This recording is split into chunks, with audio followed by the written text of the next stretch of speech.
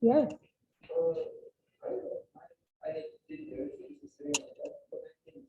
Oh, that's fine, yeah. I'm a child here, so I figured some people like me still doing that.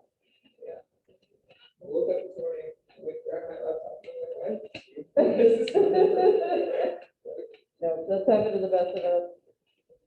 Actually, one of my friends in college, had to like repeat a class because he went home for Christmas and had just left his final paper sitting on his desk and never took it in. So, yeah, this is clearly not as bad. All right, we will, wait a couple minutes, but I don't know if I'm gonna have class with 3 people. It seems a little silly. And the informal assessment stuff is pretty, like, we can get through it pretty quickly. So, if I need to sort of like combine it with stuff next week, I could. But I also know people in this class that don't show up like right on time or up to 5-10 minutes late, so we'll wait a couple minutes, but.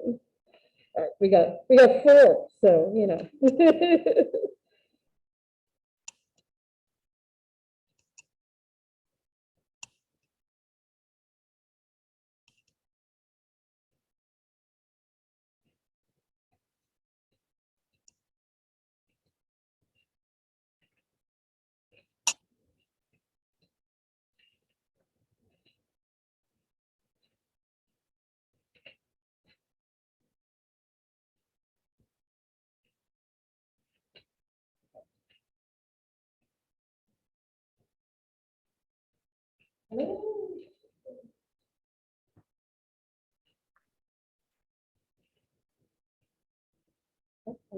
Okay, you got 6. We'll see. Originally, we had 3 people, like 1 up there and 2 here, and I was like, I don't know if there's a point in having class at that point.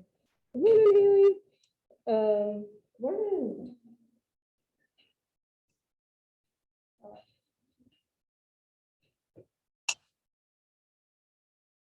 Oh, well, thank you. Yeah, I don't have anything to turn in, like your assignments, things along those lines. Definitely feel free to do that.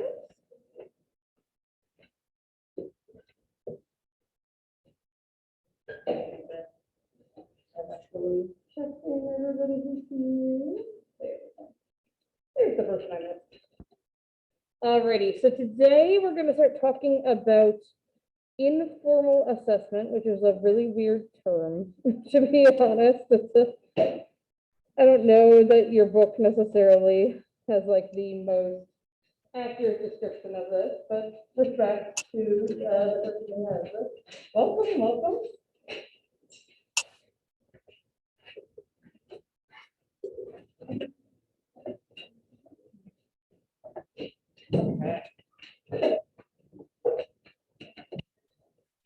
So informal, okay, actually, so just looking at our schedule for the next couple weeks. So we're going to start informal assessment today, finish it probably Monday, and then we'll be talking about diagnostic assessments. So that's intake, things like that. Then we'll have 2 group project work days.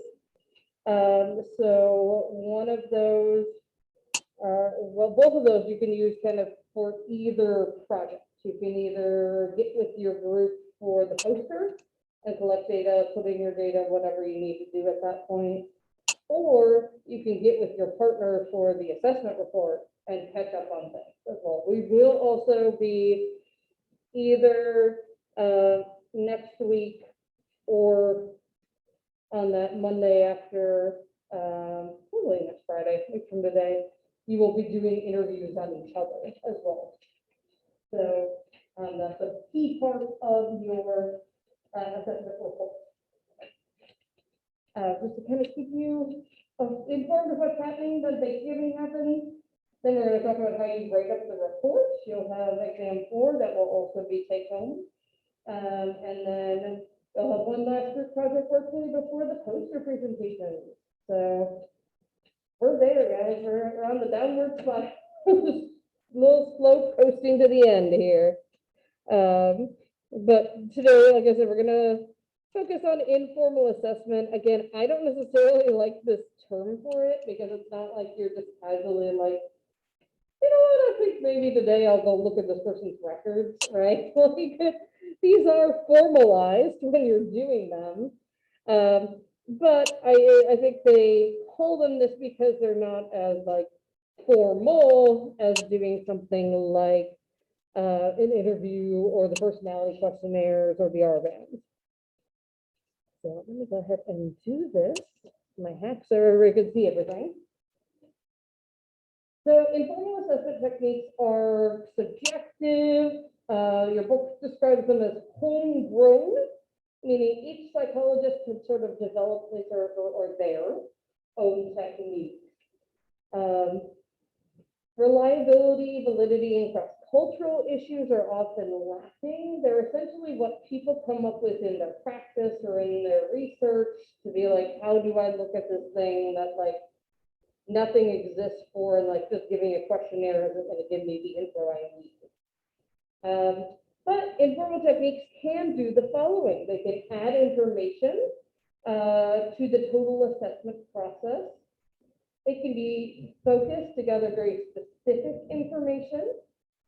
They can often be used to gather information pretty quickly, and they can be non-intrusive. So looking at people's records at school, and people can find that less threatening than if they, you know, have to sit down and formally talk about their school records. Sometimes, again, with permission, these are used in research. So for example, when I was in grad school, one of my jobs when I was a research assistant for my grad advisor was to go to the hospital and do record reviews of the patient files for people who had undergone bariatric surgery, sort of pre-post, what psychological factors did they have, and how did, you know, maybe getting therapy help them. And so, you know, those people had given permission to do that. And I just sat in a room with a box of files and had a little coding sheet and wrote them. The person didn't have to be involved at all beyond what they already had. And so it is a nice way to get some of that information and be less of a burden on participants. It's often free or pretty low cost. I mean, for that today, I think they reimbursed me for parking. Right, like that was my time. And it tends to be easy to administer and interpret, mostly because you kind of come up with it yourself, right? So these are the types, and if you're writing down notes, don't sweat it because each of these is going to get its own slide. So we'll start with observation.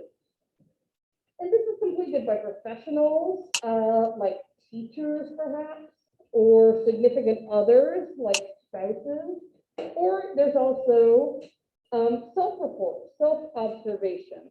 And this is really commonly used in therapy, particularly modern empirically supported therapies will give people self-monitoring. So for example, my eating disorder clients I worked with, we would have them record what they were eating and when they had a binge, what was going on. Like, were they with other people? Where were they? What had they eaten before that or after that? And so you can find patterns. So for example, one of my clients, I realized one of the major reasons she was binging is because she was trying to wait as long as she could in the day to start eating. Because in her mind, like her ideal goal was to never eat that day. And so part of what happened is she just got hungry, right? And so that's why she was eating these large amounts of food. Other things you have people do are things like monitor their thoughts or engagement in certain behaviors, right? All right, so your goal for the week is to do this. Let's have you keep track of it. More and more, these are happening on apps. It used to be, and I'm sure some people still do, you would just like hand people pieces of paper and they would use that to self-monitor. More and more, there are therapy-based apps, so people don't have to also carry around paper, they can just jot it on their phone, which is kind of cool.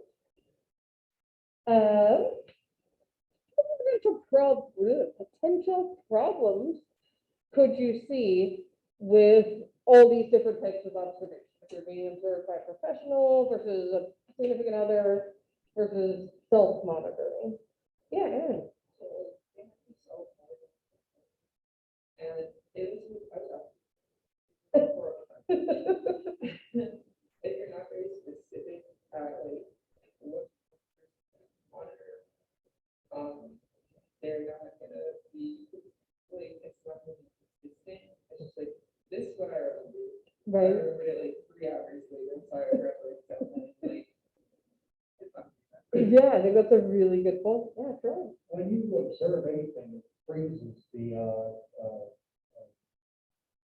particles, it freezes them, and then it creates change, and if you continue to observe, so I mean, in Greek, ancient Greece, they used to send like a team of people to this town next door to observe the common people. I guess charges reporting back to government for, but observations are very good. Yeah, I think what George just brought up is called the Heisenberg uncertainty principle, which is essentially you can't observe something without changing it. So if you go to physics, you literally can't know where an electron is and where it's going at the same time. Like the way we measure it actually disrupts it. Yeah. But like Troy was saying, that can happen with people too. If you know you're being watched, you're probably gonna act differently. Well, your imagination is observation. Exactly. You picture in your head, Yeah, and even just the act of monitoring yourself, people often start to change their behaviors, which is fine and good, because oftentimes that's our next step in therapy. But if they haven't been prepared for it, it can be potentially problematic. Ashanti, did you have I something? don't want to say like the significant others, it's like they might be a little biased in observing you because they see you in a different way. Mm-hmm. So like having your significant other, they might know how you act at home versus in public or something like that, or they might, since they have feelings for you or love you or something so much, they might just try to like see in a different light than what it needs to be like tested the right way. But they might just be biased to what they, already seen, already know about you, and then just kind of like there. So yeah. Yeah, they could be in denial that anything is wrong. And sometimes on the flip side, they'll notice things that are wrong that you don't notice in yourself. That can kind of go both ways. Or you can be biased against yourself and, based on your own observations and the outcome and how that's viewed. Oh, So yeah. if you find that the way you're going to be viewed based on the outcome is going to be bad, you might fix a few things here or there to make yourself seem a bit more positive. I'm kind of smirking because I had a client, I think my second year of grad school, who, on her self-monitoring forms would like white stuff out and rewrite it. And that was actually part of her pathology. She had a personality disorder called obsessive compulsive personality disorder. So it's not the behaviors we see in OCD, it's more like perfectionism taken to the nth degree. And so I actually started giving them to her on colored paper, so she couldn't do that, that would be obvious. That's Hawthorne. Yep. So the Hawthorne effect, if you're not familiar, he studied working conditions and he was trying to like manipulate different things, like levels of lighting. And essentially what he found is if he changed anything, productivity increased. Didn't matter if he increased the lighting, decreased the lighting. Because essentially the workers were like, someone cares enough to pay attention to us, right? And sometimes that's enough of like a motivation to change. Yeah, so as you all are pointing out, these can be good, but they can also have some drawbacks. And there's two types of ways of doing this, or you can do a combination of them. So event sampling sounds like, Aaron, what you had, where you are looking at a targeted behavior without regard for time. So, maybe you'd watch a kid at school all day and see if they engage in a particular behavior looking for, or thinking about research. One of my friends in grad school, so my best friend in grad school, her thesis study, she had people take questionnaires immediately after they exercise. So they figured out, again, we didn't necessarily have apps or anything back then. I know I'm dating myself, but they would carry around notebooks of questionnaires, like binders, and after they worked out, they were supposed to fill them out. And then there's time sampling, where you have a specific time set aside for observation, where you're viewing, acting out, maybe you have a child for 10 minutes, 5 times during the day. Are they doing it? My dissertation was based on this, and my dissertation, people carried Palm Pilots. Those used to be a thing. And they had an alarm that would go off 5 times during the day. When the alarm went off, they were supposed to fill out a set of questionnaires. And so it got them in the moment, but it wasn't having them constantly do it, right? So it made it, again, lower burden on those individuals. And again, you can do a combination. So my friend that did the like after exercising also had an alarm that went off, so they were doing them throughout the day. So I'm going to kind of skip over the assignment and we'll circle back around to that. If for no other reason than I forgot to make photocopies of it. So, but I'd like to get through the material and then have you all do the assignment later. So combining event and time sampling can include things like the instructor randomly observing empathic responses from 3 5-minute segments of clinical interviews from each of a dozen student clinicians who headed in 1-hour recordings, right? So this is a way you could look at supervision. Instead of sitting there and watching the hour for each student, you just sort of randomly fast forward to a spot. I'm going to watch this for 5 minutes, right? And sometimes that's all you need, honestly. So give you an example, when I was on my internship, my supervisor watched a video of me working with a family. Now, I had training in family therapy. This is one of the first families I was actually working with. And it was a family where dad had been abusing the daughter physically. Mom was in denial that what he'd done was abuse. She actually told me, well, you know, he's hit her, he's thrown her against the wall, he stabbed her with the prongs of an extension cord, but I don't think that's abuse. And so, like, you know, my next session was like, that's abuse, right? We're going to clarify. And so I had abuser, enabler, and then the daughter, and it was just a lot to have in the room. And so we watched like 2 minutes of it, and my supervisor turned off the video and turned to me, she said, you look very uncomfortable, and I just started crying. I was like, I've been trying to tell you this, blah, blah, blah, blah. Right, so sometimes those small things can get you to the way you want to.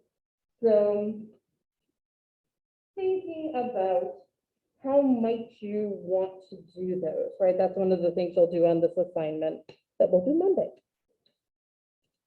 All right, rating scales are used to assess a quantity of an attribute being presented to the rater. So these are subjective.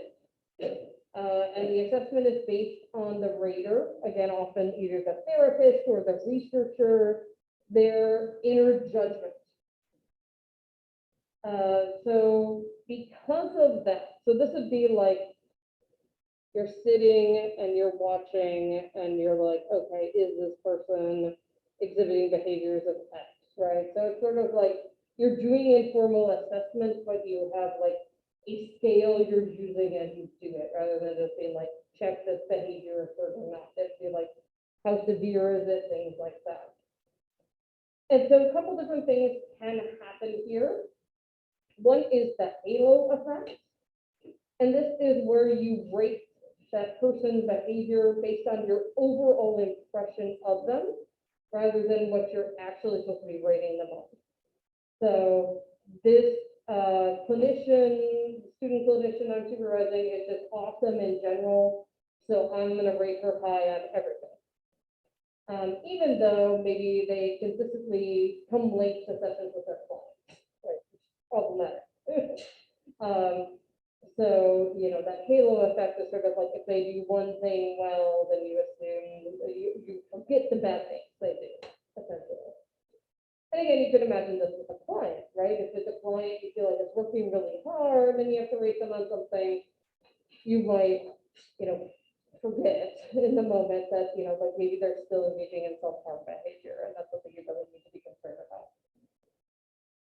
The generosity error is when you identify with the person, and that affects the generousness of how it's like well used for them essentially. So again, let's say you are peer, and we would do this in supervision where we watch videos of each other, right? Or sometimes we'd even have like closed circuit TV and we watch live sessions, right? And we usually just reflected, but you might rate the fellow clinician, and maybe you rate your fellow student, just kind of thinking like, they're a fellow student and I understand and I empathize, so I'm gonna rate them really well because I want them to rate me really well. I want someone else to rate me really well. Were they in my position, essentially? So similar to the questionnaires y'all have been constructing, rating scales can have a few different ways that you rate the person, score the person. So numerical scales would be, there'd be a written statement that could be rated from high to low on a number line. So draw this over here so our Zoom people can see. It would just be something like, here's the number line, and something like, this student therapist is showing empathy, right? And this would be not at all. And this would be definitely, I don't know, not good anchors, but you know what I mean? Right. And rather than there being like individual numbers here, you would just be like, yeah, they're somewhere around there. We use these types of things a lot in research as well, because you can rate a whole bunch of things with just one item, right? So you can do it pretty quickly. So they do this a lot with like body image variables, and they call them visual analog scales when they use them in research. And then there are the lighter type scales that, is probably more common to what you all are creating and is what all the questionnaires you took for the self-report, the personality assessment section are rated on. So here, it'd be like empathy, like 1, not at all, 2, sort of, these are horrible anchors, but you're getting the gist, 3, neutral, 4, okay, and then 5 would be definitely. Okay. So you're choosing fixed points, right? You're choosing 1 through 5 as opposed to like having a little more flexibility. That's the word you pick that. And so this will be, if you've ever taken questionnaires online, they'll have just like a bar you can drag, right? That would be this. And then if there are either drop down or like items across that you pick the bubble, that would be a Likert scale.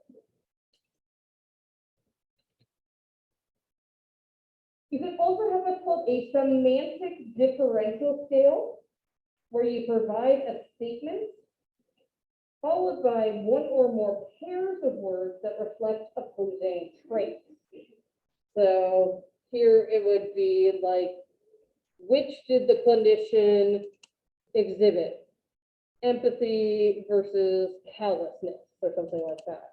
And you would choose which one. Then there are also rank order scales, where you would have important attributes and you force the person to put them in rank order. Now, I have a scale that I often use in my research that is rank order. I didn't write it, someone else did in the 90s. And it is you rank order certain body attributes. And online questionnaires have been a lifesaver for this, because online questionnaires, you can tell it, they have to rank order this, right?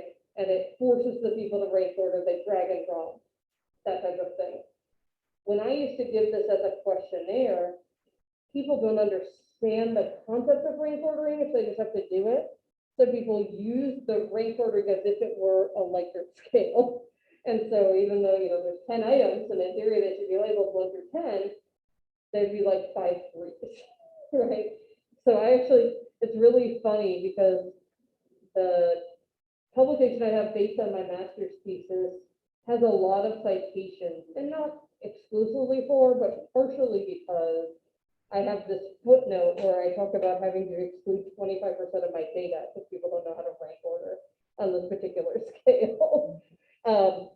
So, again, online interfaces, very helpful. And again, we will circle back around to the assignment on Monday. Alrighty, another thing you can use are classification systems. And these provide information about whether or not an individual has or does not have certain characteristics. So whether they have or do not have certain characteristics. So examples here, behavior checklists. So these would just be giant lists of behaviors, and then you just check off the ones you exhibit. Or honestly, more commonly, behavior checklists are used for child things, and the parents fill them out. So the parents go through this giant list of behaviors their child may or may not exhibit. It's kind of like a true false, only instead of circling true or false, it's just check or don't check. And so it can be a nice way to, again, collect a lot of data, right? So some of these child behavior checklists have like 50 items, but because it's just check or not check, you can do it pretty quickly. So those can be a really helpful jumping off point. Other examples, feeling word checklists, where individuals check feeling words on a list to identify which they've had, which they're currently experiencing, or which they hope to feel. So essentially, this is like an emotional checklist as opposed to a behavior checklist, right? So which of these are you feeling right now, or have you been feeling recently? An example I'm thinking of is I use a little free meditation app for when I do meditations. And I think part of how they do this for free is they collect data and use that for research. And they're going to ask you before you do a meditation, which of these things that you've been feeling recently, stress, things like that.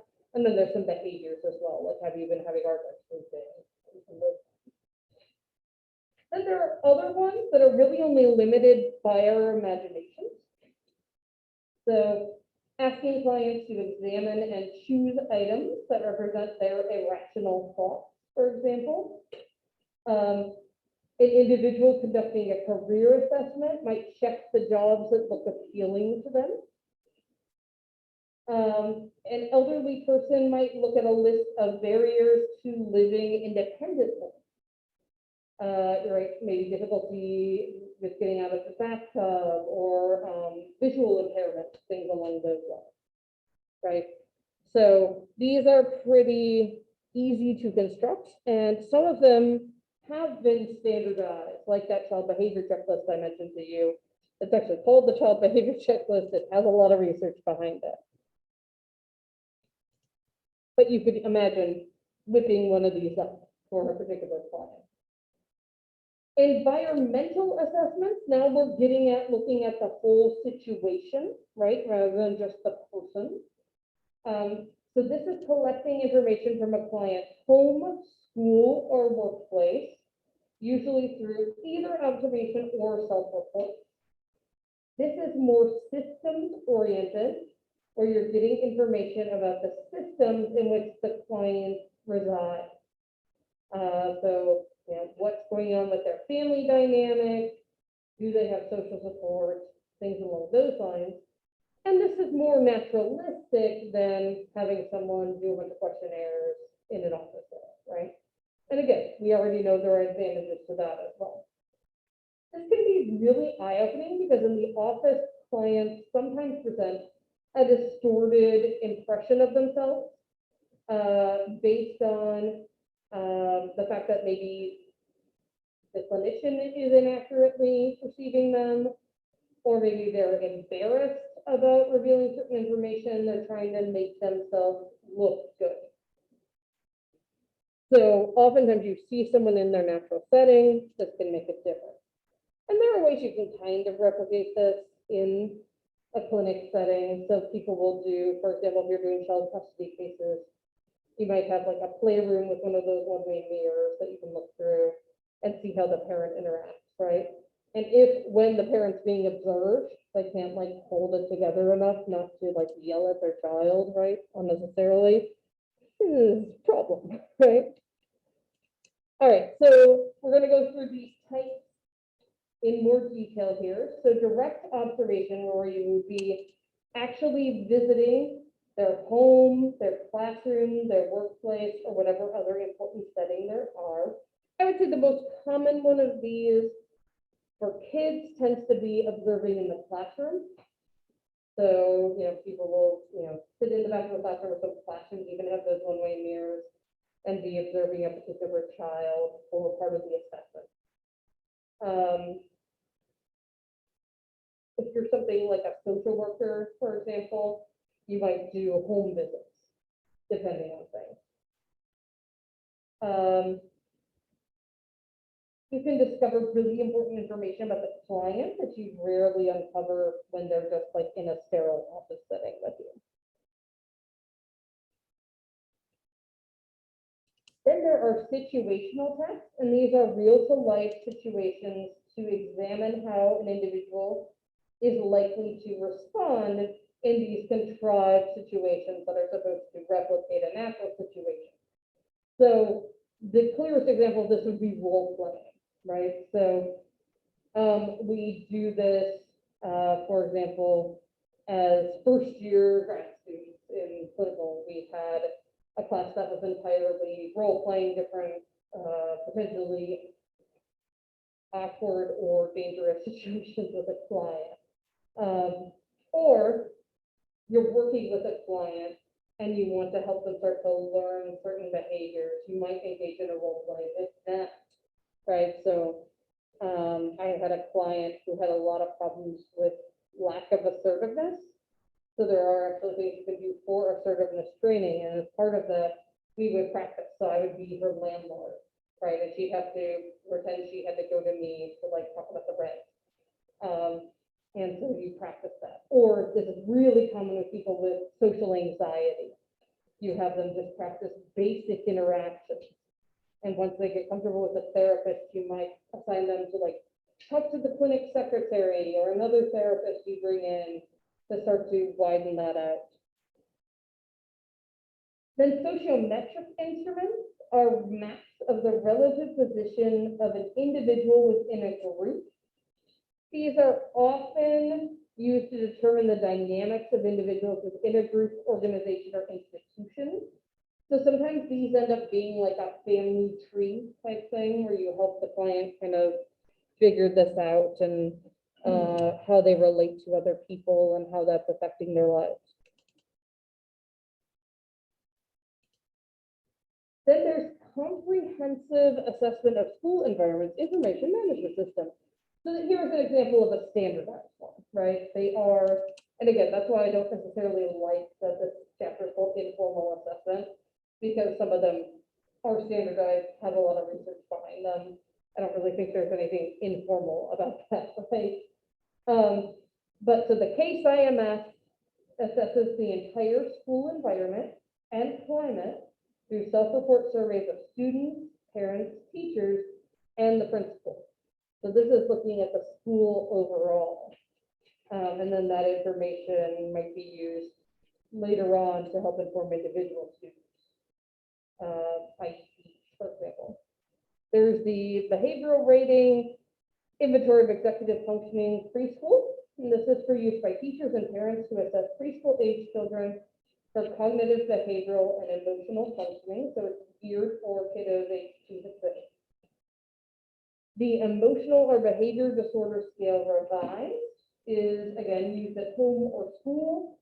And you identify behavioral or emotional problems through observation. And this one is a little higher, ages 5 to 21. So again, we'll circle back around to the assignment on Monday. So records and personal documents, as I mentioned, can really be helpful for research, but can also help you with an individual person in front of you. Particularly if you're involved in a legal case as a psychologist, you typically are going to do a lot of record requests as part of your assessment process. So these can help the examiner understand the beliefs, values, and behaviors of the person being assessed. It's often obtained directly from the client or from people close to the client, like their parents or their loved ones, or from an institution with which the client has interacted. So like school records, you would get from the school, medical records from their doctor, things along those lines. So the most common records and personal documents include biographical inventories, cumulative records, anecdotal information, so this might be things they jotted down themselves, or even interviews with other people, autobiographies, journals and diaries, and genograms.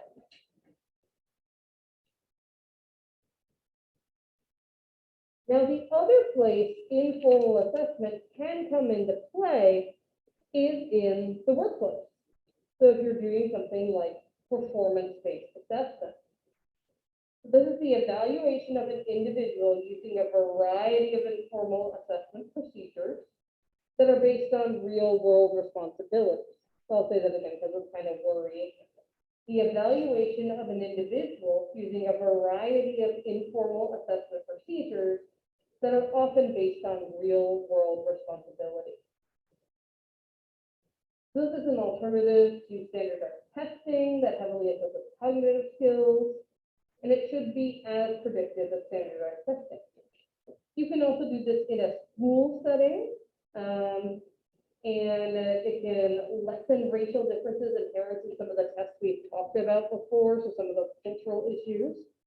And one of the things that, for example, some departments do here is a portfolio assessment as one kind of performance-based measure, where you, as the student, would create, and this case now it's an online portfolio of papers, documentation, right? And that is what would be graded rather than like your scores on a standardized test.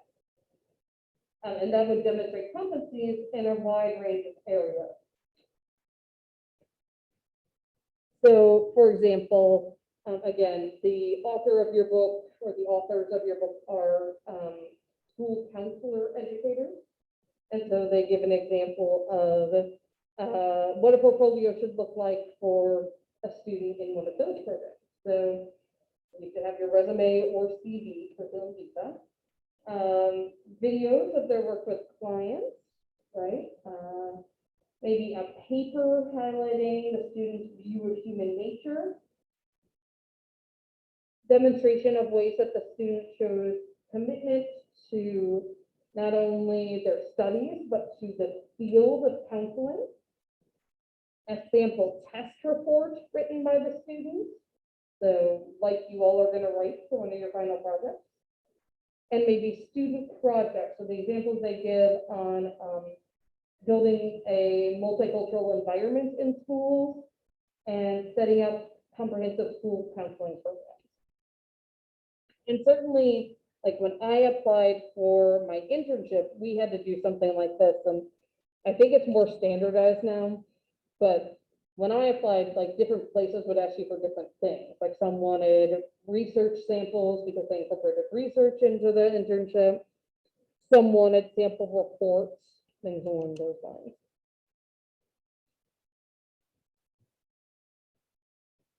So one of the things, of course, that we have to think about is the validity of informal assessments. And again, some of these are standardized, some of these would have the same type of reliability and validity data that any of the questionnaires or cognitive tests we've talked about thus far would have.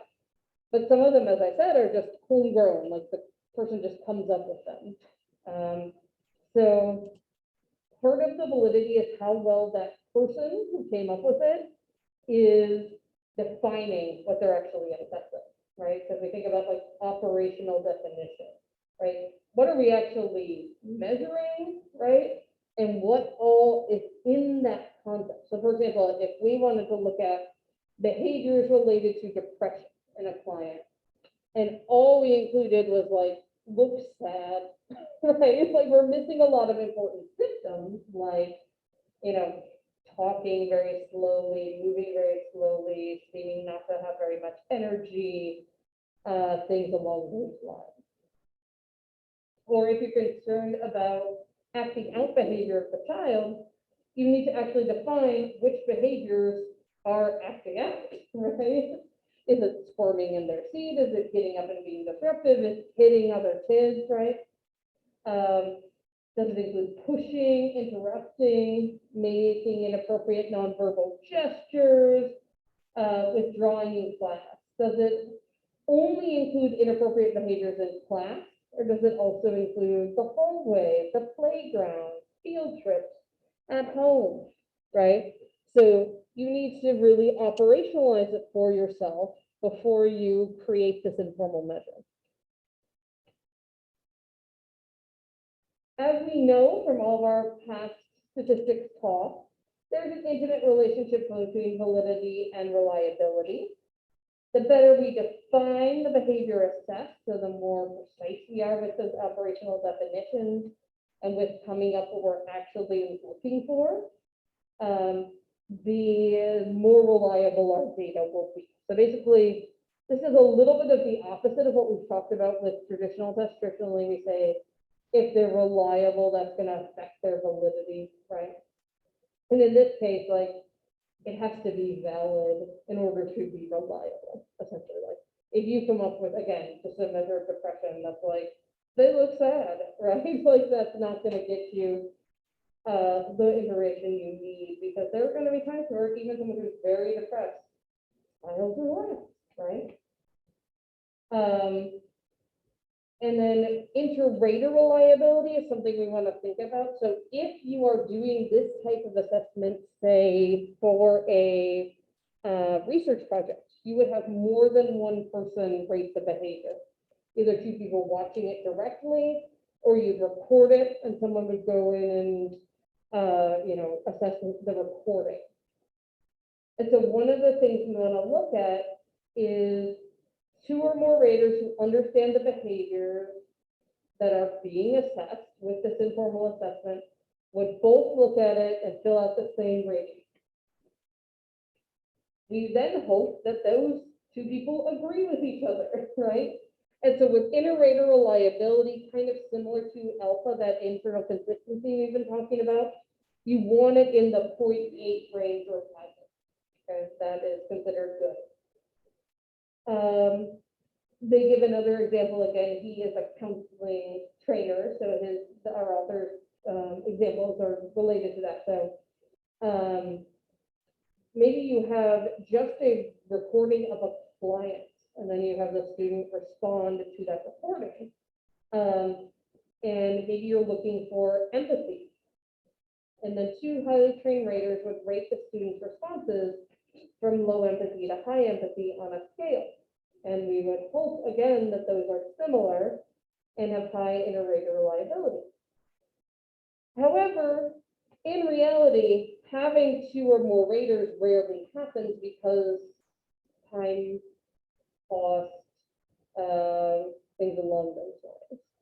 So that can be potentially problematic, obviously, because then kind of what we said previously when we were talking about, significant others observing you, whoever that person who's rating their inherent bias is the only opinion we're going to see come out. We also want to be aware of cross-cultural fairness, even though the people who construct these aren't necessarily thinking about that. So informal procedures are easily open to bias. Unconscious or conscious bias can lead the examiner, the observer, or the rater to misinterpret verbal or nonverbal behaviors of a minority client. So in my class before this today, we were talking about the fundamental attribution error, and I showed a video that had some examples of it, and one of them was, a white student saying, "What's up?" to an Asian student. And, they kind of showed the, like, why did that happen? Because the Asian student just kept talking, right? And then you saw the Asian student, like, calling a friend and being like, what does it mean when someone says what's up? Because she wasn't a native English speaker, right? And so we need to be aware of colloquialisms, things along those lines, language, culturally specific behaviors, right? That we might be like, oh, that person's crazy, or oh, they're so disruptive, when in fact, perhaps in their culture, it wouldn't be. The examiner, observer, or reader may be ignorant of verbal or nonverbal behaviors of diverse clients. Even just another example, I actually just finished watching a documentary called I Am Evidence about the untested rape kits that sat for years in many cities throughout the country. And one of the researchers who talked about it said that one of the reasons these kits won't get tested is because the law enforcement officers won't believe the person, because there's like a scripted way you think a rape victim is supposed to act. But in fact, not everyone's going to react the same way. And in fact, just based on neurobiology, what happens a lot of times is your brain like shuts down in the moment. So you're not going to be crying when you come in. You're going to be still in shock, right? So talking about that.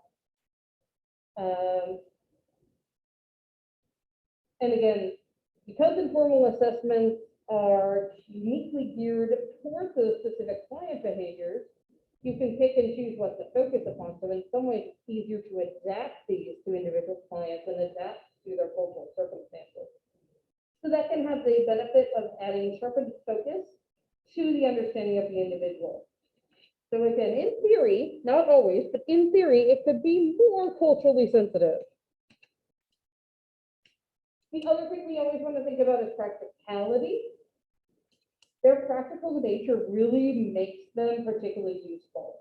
They're usually low cost or cost free. Like sometimes your cost might just be running photocopies or buying your license for whatever online survey software you use, right? They can be created and the data can be obtained in a short amount of time. They're pretty relatively easy to administer.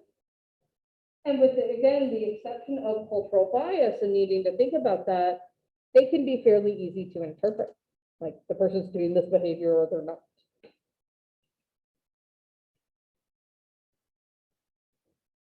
So again, as mentioned previously, informal assessment's really only limited by our imagination. So the most important thing to think about is, will it add to our body of knowledge about the person and do so in a way that's meaningful and helpful, right? If we're collecting data about behavior that isn't actually related to their pathology, like that's not actually going to help us with diagnosis or things along those lines. Anyone can use these. You don't have to have a PhD, right, to use these. And then just some final thoughts here. They can have questionable psychometrics. They can add one additional testing mechanism for adding the person, so they shouldn't be done in isolation, right? If you're going to use these, they should be part of a comprehensive assessment. And when you make important decisions about a person, they should generally be used not alone, but in addition to, well, the second point, or the third point sort of redundant with the second, but and then use them wisely and keep in mind the importance that they add to the decisions you're making about the client. All right, so Monday we will do the group assignment, so I'll actually print copies, and then we'll start talking about diagnosis. Everybody have a good weekend. If you have any assignments for the exam to turn in, I have files up front. And I actually solved Joel's problem, or maybe another thing here, because I moved that's yours. Just found it in the bathroom. Where was it? He was like under the video.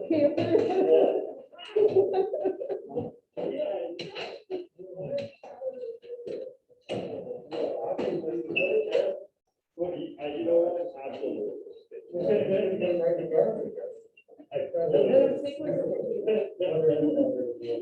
Or, yeah.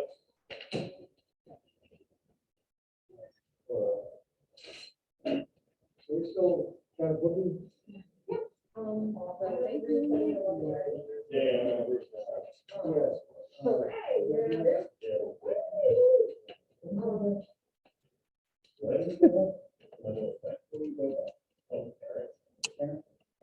I'm not trying to make it complicated. TV,